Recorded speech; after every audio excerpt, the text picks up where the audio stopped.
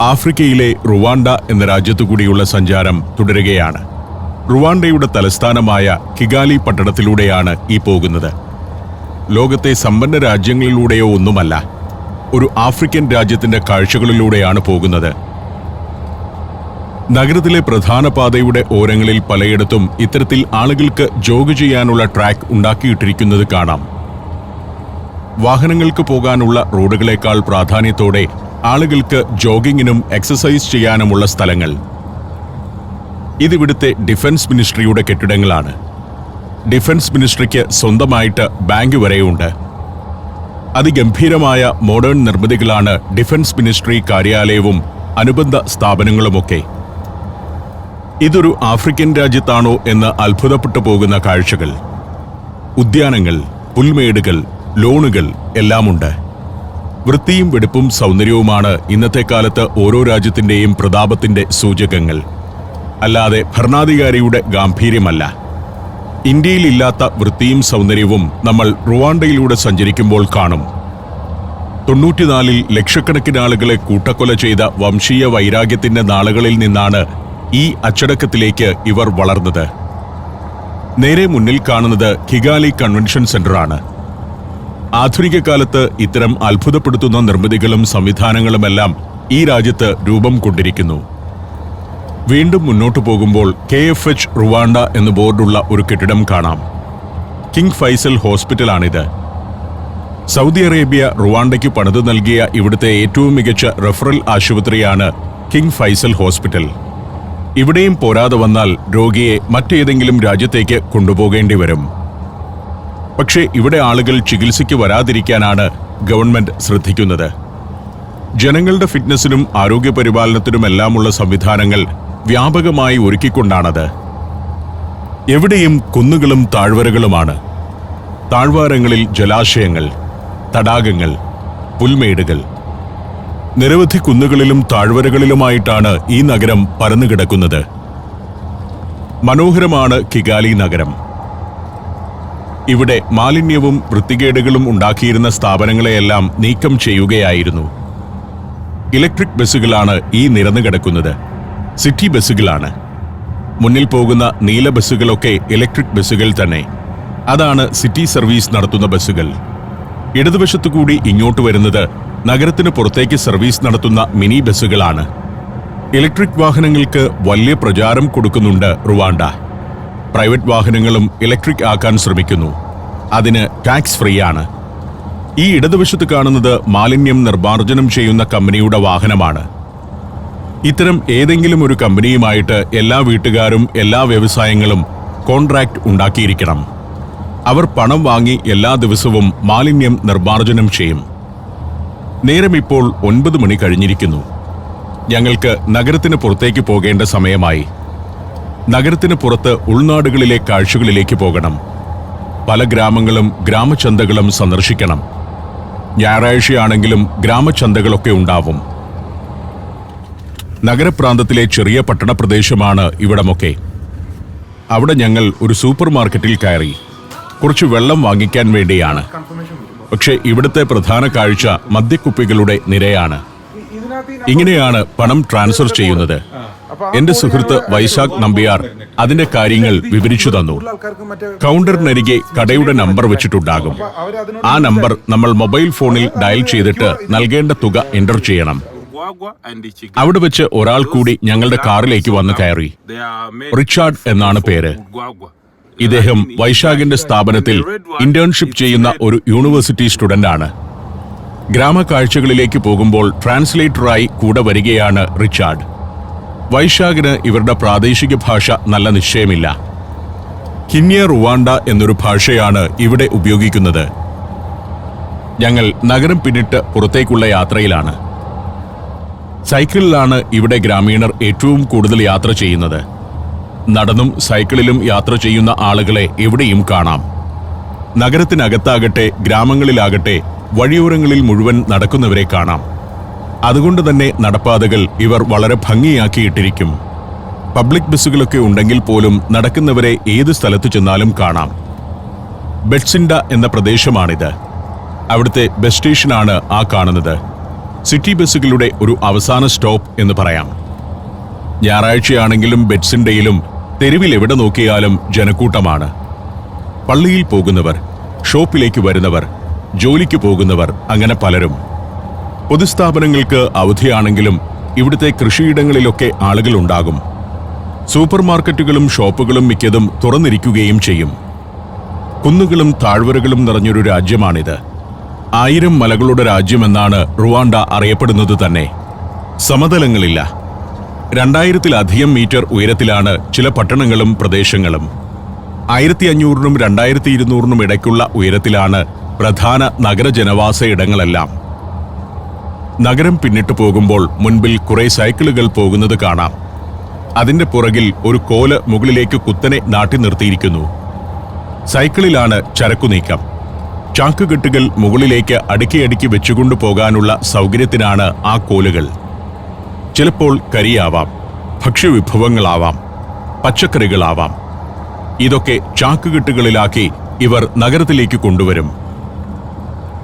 അങ്ങനെ പോകുമ്പോൾ ഒരു ഭാഗത്ത് ഒരു കൃഷിക്കളം കണ്ടു. കോൺക്രീറ്റ് ചെയ്ത കൃഷിക്കളത്തിൽ നെല്ല് പടുതയിട്ട് മൂടി വെച്ചിരിക്കുന്നു. അതിന് സമീപത്ത് പാടങ്ങൾ. പാടത്തിൽ വെള്ളവുമുണ്ട്. ഒരു അമ്മയും മകളുമുണ്ട് കൃഷിയിടത്തിൽ. അവർ കിളയ്ക്കുകയാണ്. നെൽവയലിന്റെ ഓരത്ത് സാധാരണഗതിയിൽ മുളച്ചുവന്ന ചേമ്പോ മറ്റോ മാന്തിയെടുക്കുന്നു. ഭക്ഷണമാക്കാനോ ചന്തയിൽ കൊണ്ടുപോയി വിൽക്കാനോ ആയിരിക്കണം. റുവാണ്ടയിൽ ഇപ്പോഴും പട്ടിണിയുണ്ട്, ദാരിദ്ര്യവുമുണ്ട്. എങ്കിലും ഗവൺമെന്റ് സ്ട്രോങ് ആണ്. ആളുകൾക്ക് അടിസ്ഥാന സൗകര്യങ്ങളെല്ലാം ഒരുക്കി നൽകുന്നു. ഇവിടെ കളത്തിൽ നെല്ലുണക്കുകയാണ്. ഇവിടുത്തെ കൃഷിയൊക്കെ സഹകരണ സംഘങ്ങളാണ് നടത്തുന്നത്. കർഷകരുടെ സഹകരണ സംഘങ്ങൾ. ഈ കെട്ടിടം അവരുടെ ഓഫീസും ഗോഡൌണുമൊക്കെയാണ്. അവിടെ ഒരു സ്ത്രീയുണ്ട്. ഇവരാണ് ഇവിടുത്തെ സൂപ്പർവൈസർ. ഞാൻ അവരുടെ അടുത്തേക്ക് ചെന്നു. അല്പം ഭയപ്പാടോടെയാണ് ചെന്നത്. ഉൾനാടുകളിലേക്ക് ചെല്ലുമ്പോൾ ആളുകൾ നമ്മെ ഹൃദ്യമായി സ്വീകരിക്കണമെന്നില്ല. ഫ്രാൻസ്ക്വാസ് എന്നാണ് ഇവരുടെ പേര്. ഫ്രാൻസ്വ എന്ന് വിളിക്കുന്നു. ഫ്രാൻസ്വയുമായി ഞാൻ കുറച്ചു കാര്യങ്ങൾ സംസാരിച്ചു. 870 കർഷകർ അടങ്ങിയ ഒരു സഹകരണ സംഘത്തിന്റെ അഡ്വൈസറാണ് ഈ സ്ത്രീ. സംഘത്തിന്റെ തലപ്പത്തുള്ളയാൾ. സഹകരണ സംഘത്തിന് പ്രസിഡന്റ് വേറെയുണ്ട്. ഫ്രാൻസ്വ അഡ്വൈസറാണ്. ഇവർ പറഞ്ഞ കാര്യങ്ങൾ റിച്ചാർഡാണ് ട്രാൻസ്ലേറ്റ് ചെയ്യുന്നത്. റിച്ചാർഡിന് ഇവിടുത്തെ ഭാഷ അറിയാവുന്നതുകൊണ്ട് സ്ത്രീയുമായിട്ട് സംസാരിക്കാൻ റിച്ചാർഡ് വേണം. അപരിചിതത്വമൊന്നുമില്ലാതെ ഫ്രാൻസ്വ എന്നോട് സംസാരിച്ചു. വീട്ടുകാര്യങ്ങളും കൃഷികാര്യങ്ങളുമാണ് പറയുന്നത്. ഫ്രാൻസ്വ പറഞ്ഞതെല്ലാം റിച്ചാർഡ് കൃത്യമായി ട്രാൻസ്ലേറ്റ് ചെയ്തു തരുന്നുണ്ട്.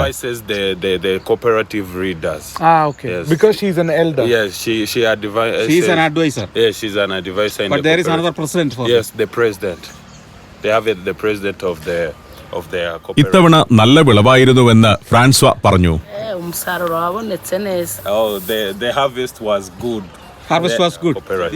നല്ല ലാഭകരമായിരുന്നു കൃഷി. അതുകൊണ്ട് കർഷകരെല്ലാം ഹാപ്പിയാണ്.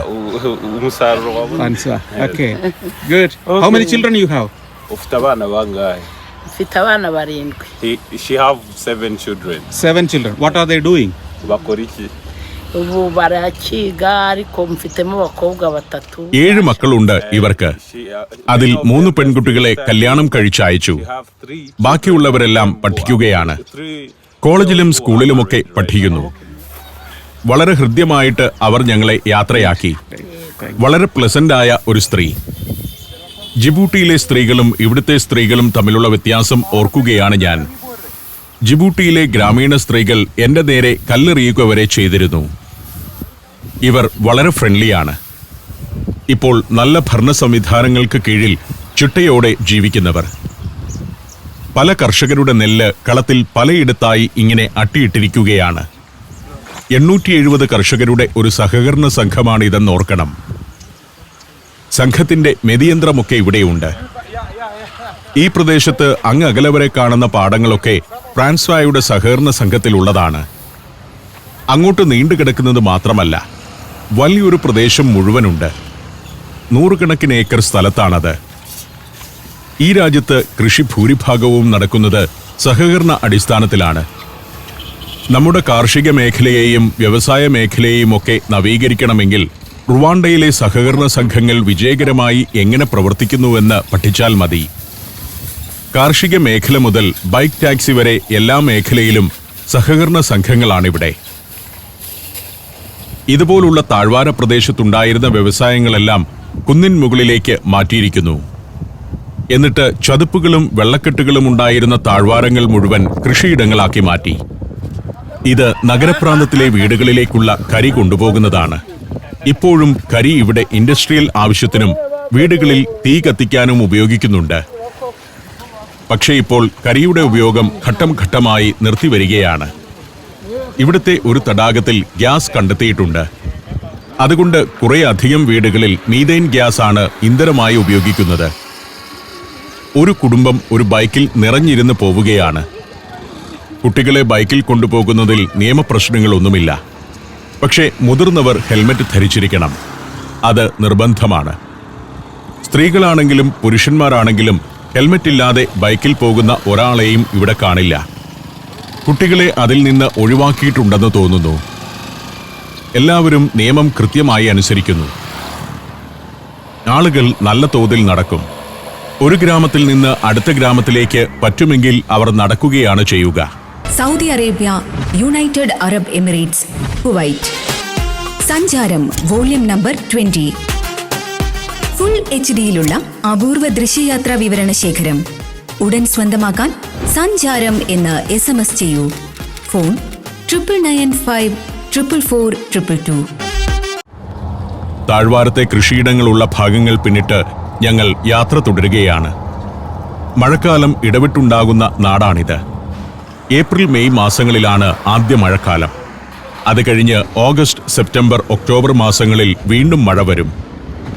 മെയിൻ റോഡ് കഴിഞ്ഞാൽ ഉൾഗ്രാമങ്ങളിലേക്കുള്ളത് പലതും മൺപാതകളാണ് ഇപ്പോഴും. അത് ടാർ ചെയ്തു വരുന്നതേയുള്ളൂ. പക്ഷേ ടാർ ചെയ്തിരിക്കുന്ന റോഡെല്ലാം അതിഗംഭീരമാണ്. സൈക്കിളാണ് ഇവിടുത്തെ ഒരു പ്രധാന ഗതാഗത ഉപാധി. സൈക്കിളിൽ ചരക്കും കൊണ്ടുപോകും, ആളെയും കൊണ്ടുപോകും.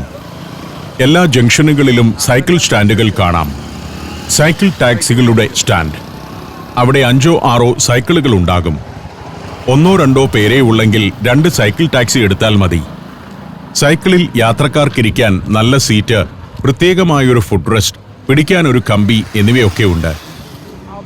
താഴ്വാരത്ത് നേരത്തെ പരിചയപ്പെട്ട ഫ്രാൻസ്വയുടേത് ഉൾപ്പെടെയുള്ള കൃഷിയിടങ്ങൾ എത്ര വിസ്തൃതമാണെന്ന് ഇവിടെ നിന്ന് നോക്കുമ്പോഴാണ് മനസ്സിലാകുന്നത്. അതിന്റെ അങ്ങേക്കരയിൽ ഫാക്ടറികളാണ്. താഴ്വാരത്തെ ഫാക്ടറികളെല്ലാം കുന്നിൻ മുകളിലേക്ക് മാറ്റി സ്ഥാപിക്കുകയായിരുന്നു. ഞായറാഴ്ച ആയതുകൊണ്ട് തന്നെ ചെറുപ്പക്കാർ കളികളിലാണ്. നല്ല ആരോഗ്യമുള്ള ആളുകളാണ് റുവാണ്ടക്കാർ. കുന്നും മലകളുമാണല്ലോ ഈ രാജ്യം മുഴുവൻ. അതുകൊണ്ട് തന്നെ നടന്നു കയറിയും ഇറങ്ങിയും സൈക്കിൾ ചവിട്ടിയുമൊക്കെയാണ് യാത്ര. പാലിന്റെ ബാരലുകളുമായി പോകുന്നവരെയും കാണാം. ഞങ്ങൾ ഇനി പോകുന്ന ഗ്രാമങ്ങളെല്ലാം പാലിന്റെ വലിയ വിപ്ലവം നടന്നുകൊണ്ടിരിക്കുന്ന ഇടങ്ങളാണ്. എല്ലാ വീട്ടിലും പശുവിനെ വളർത്തുന്ന 1 ഹൗസ് 1 കൗ എന്നൊരു സ്കീം തന്നെ ഇവർ നടപ്പാക്കിയിട്ടുണ്ട്. എല്ലാ വീട്ടുകാർക്കും ഗവൺമെന്റ് സമ്മാനമായി ഒരു പശുവിനെ നൽകും. അതിന്റെ ആദ്യത്തെ 2 കിടാവുകളെ ആ വീട്ടുകാർ സർക്കാരിന് തിരിച്ചു കൊടുക്കണം. ആ കിടാവുകളെ മറ്റു 2 വീട്ടുകാർക്ക് കൊടുക്കും. അവരും പിന്നീട് 2 കിടാവുകളെ വീതം തിരികെ നൽകണം. ഇപ്പോൾ എത്തിയിരിക്കുന്നത് നച്ചോങ്ക എന്ന പട്ടണത്തിലേക്കാണ്. ചെറിയൊരു പട്ടണം, വലിയൊരു ഗ്രാമമെന്നും പറയാം. നച്ചോങ്കയിലെ ചന്ത ദിവസമാണിന്ന്. അവിടെയും ഒരുപാട് സൈക്കിൾ ടാക്സികൾ കാത്തു നിൽക്കുന്നുണ്ട്. ചന്തയിൽ നിന്ന് സാധനങ്ങൾ വാങ്ങി വീട്ടിലേക്ക് പോകുന്നവരെ ഇതിലാണ് കൊണ്ടുപോകുന്നത്. ചന്തയ്ക്കകത്തുകൂടി ഒന്ന് കയറിപ്പോകാമെന്നും തിരിച്ചു വരുമ്പോൾ ഇവിടെ ഇറങ്ങാമെന്നും ഞാൻ തീരുമാനിച്ചു. തിരികെ ഇതിലെ തന്നെയാണ് വരുന്നതെന്ന് വൈശാഖ് പറഞ്ഞു. ഇവിടെയും മൺപാതകളാണ്. ചന്തയുടെ പ്രധാന ഭാഗത്തേക്ക് ചെന്നു. കുറച്ച് സാധനങ്ങൾ വാങ്ങിക്കണം.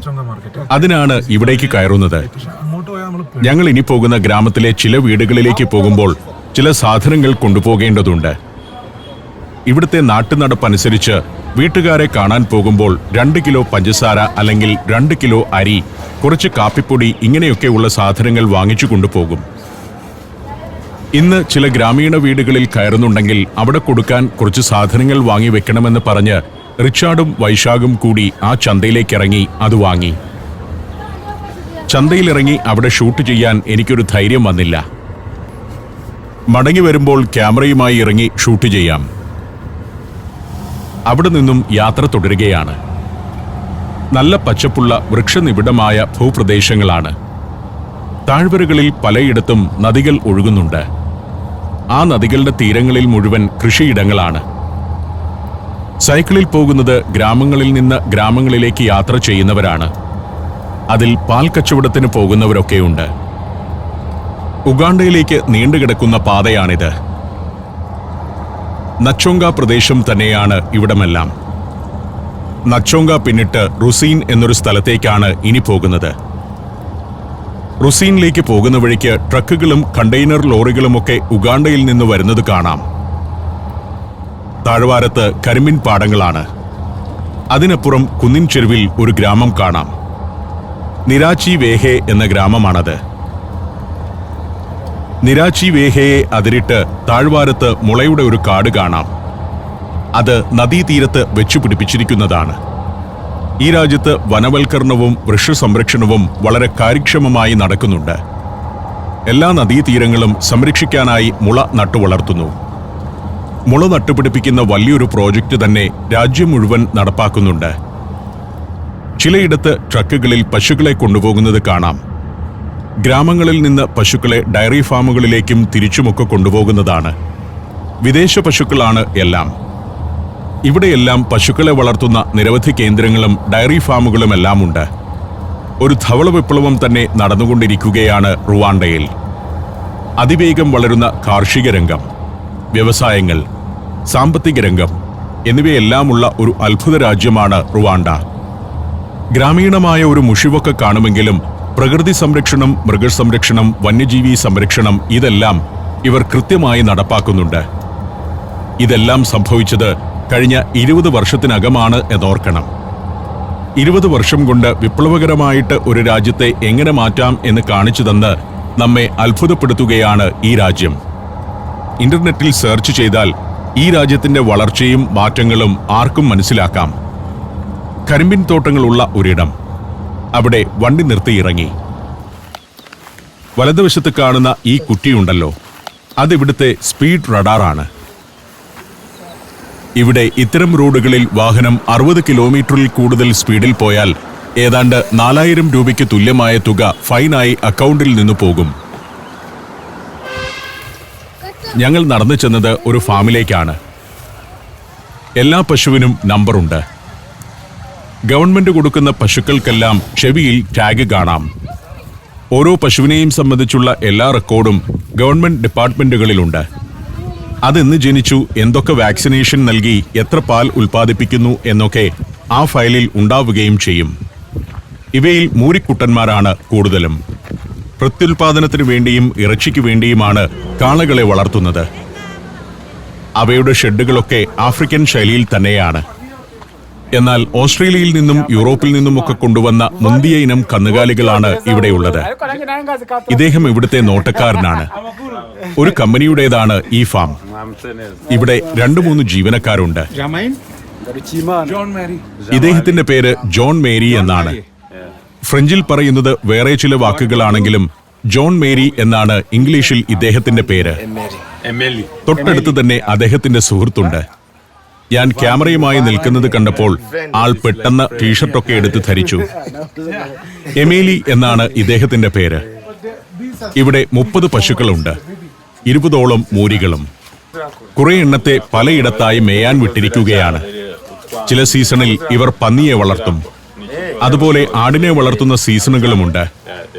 അക്കാര്യങ്ങളൊക്കെയാണ് ഇവർ ഞങ്ങളോട് വിവരിച്ചുകൊണ്ടിരിക്കുന്നത്. റിച്ചാർഡിനെ കൂടെ കൊണ്ടുവന്നത് നന്നായി. കാരണം ഇവർക്കൊന്നും ഇംഗ്ലീഷ് അറിയില്ല. വലിയ വിദ്യാഭ്യാസമുള്ളവരുമല്ല. ഇവർ പഠിക്കുന്ന കാലത്ത് ഇന്നുള്ള തരം മികച്ച സംവിധാനങ്ങളൊന്നും വന്നിട്ടില്ലായിരിക്കാം. ഇത്തരത്തിൽ എല്ലാ ഗ്രാമത്തിലും നിരവധി ഡയറി ഫാമുകളുണ്ട്. പുല്ലുള്ള എല്ലാ ഗ്രാമത്തിലും. അതായത് ഒരു വീട്ടിൽ ഒരു പശു എന്നതാണ് ഗവൺമെന്റ് നയം തന്നെ. ധാരാളം പന്നികളെയും ഇന്നാട്ടുകാർ വളർത്തുന്നുണ്ട്. വൈശാഖിനോട് എമേലി ഒരു ആവശ്യമുന്നയിച്ചു. ഒരു കാര്യം ഞാൻ ചോദിക്കട്ടെ എന്ന മുഖവരയോടെയാണ് ചോദിക്കുന്നത്. കുറച്ച് സാമ്പത്തിക പ്രശ്നങ്ങളുണ്ട്. എനിക്ക് കുറച്ച് സാമ്പത്തിക സഹായം ചെയ്യാൻ പറ്റുമോ എന്ന് ചോദിച്ചു. വൈശാഖ് കുറച്ച് പണം ട്രാൻസ്ഫർ ചെയ്തു കൊടുത്തു. കുറെ ഷെഡുകളുണ്ട്.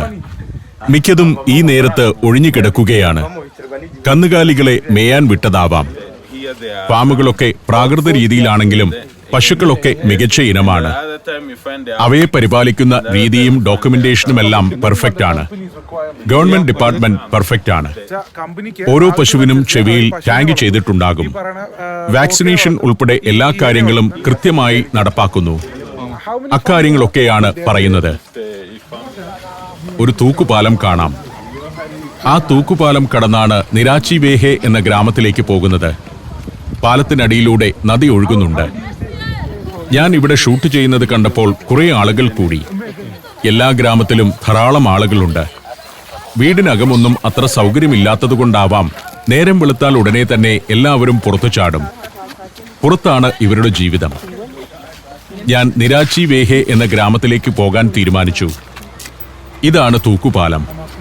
ആടിക്കളിക്കുന്ന തൂക്കുപാലമാണ്. നമ്മുടെ ഹിമാലയൻ ഗ്രാമങ്ങളിലൊക്കെയുള്ള തരം തൂക്കുപാലം. പശുവളർത്തൽ കൂടാതെ ഇവിടെ വാഴക്കൃഷി വലിയ തോതിൽ നടക്കുന്നുണ്ട്. ഉഗാണ്ടയിലൊക്കെ ഉള്ളതുപോലെ വാഴക്കയുടെ പുഴുക്ക് ഇന്നാട്ടുകാരുടെ ഒരു പ്രധാന ഭക്ഷണമാണ്. തൂക്കുപാലത്തിലൂടെ നിരാച്ചി വേഹെ ഗ്രാമം ലക്ഷ്യമാക്കി ഞാൻ നടന്നു.